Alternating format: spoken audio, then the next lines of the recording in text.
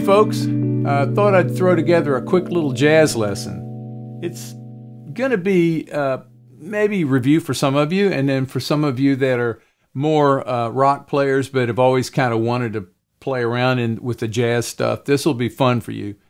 We're gonna find all those magic little runs, all those little extra notes that you see these jazz guys play.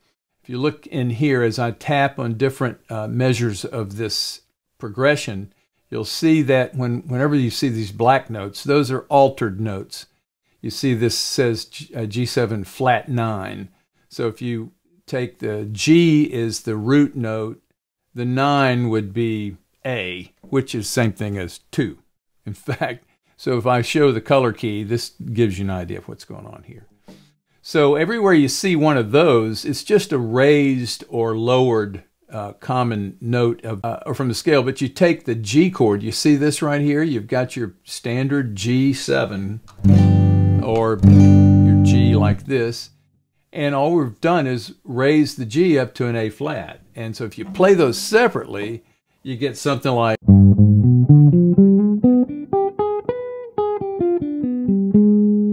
which gives you some of that cool jazz kind of leading tone magic, and I'll show you that in here in a second. So there's the C, and it's just your basic, but it has the 7th and the 9th, or the 2nd. So, okay, then here we have the A7, and 2 of the notes are altered. So you see we have a B flat and an F. So check out, you've got A, E, A, C sharp. There's your basic A chord. And all we've done is raise the E and the A. And there's the 7th. So, and you know, look here, A to B flat, E to F. Same thing up here, an octave higher.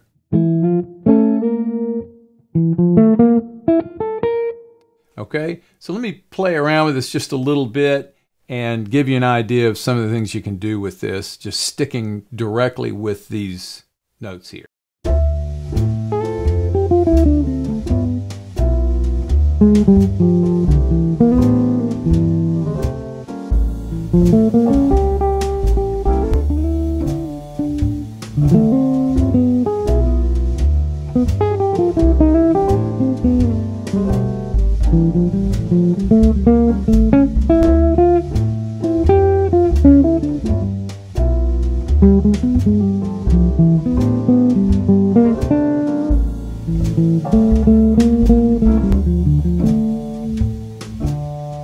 So you get the idea. I think a big part of playing jazz is listening to great jazz players. You get, and not just guitar players. I mean, you can listen to guys like Dizzy Gillespie and people like that, and listen to how they phrase things and the rhythms that they play. But this gives you something to start with. If you, I mean, you could just look at this, remember that you have hand positions. So let's narrow it down to a hand position. I'm gonna go the 2nd fret as the lowest fret, and maybe maybe the 5th fret? Let's just see. Now I probably need to go on up to the 6th fret. Yeah, so that gives us a little more than a hand position. You've got 2nd position, so you would play the G down here, have to shift here, and then you're basically moving into the 3rd position. So your 2nd position, 3rd position. So I would work on memorizing each one of these little things, you know, these patterns. Look at the notes, try to remember the notes that you were playing too. And so once you go through all of them, you've narrowed down a part of the neck.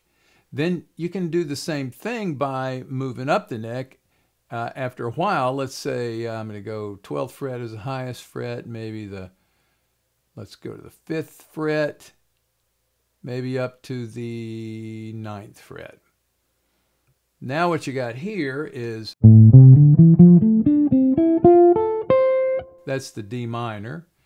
Then in that same position,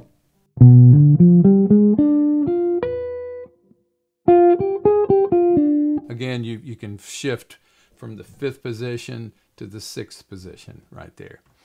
Now you've got the C major 9. And then here you've got the A7.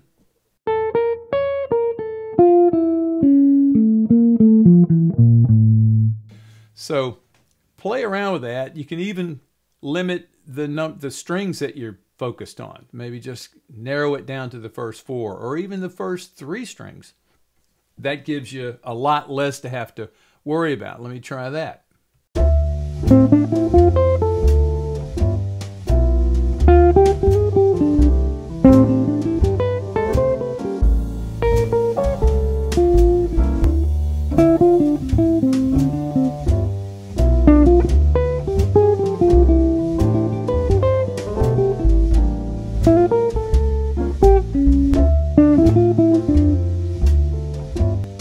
Anyway, you get the idea. Have fun with this. This is up on guitarcreative.com, and you can find it by going to the Tools menu and down to Chord Progressions. And right now, at the time of this video, it's the first one that shows up. We've got another version of it in here that's a bossa. That's a Latin kind of thing. It's a little faster, so you'd hear that.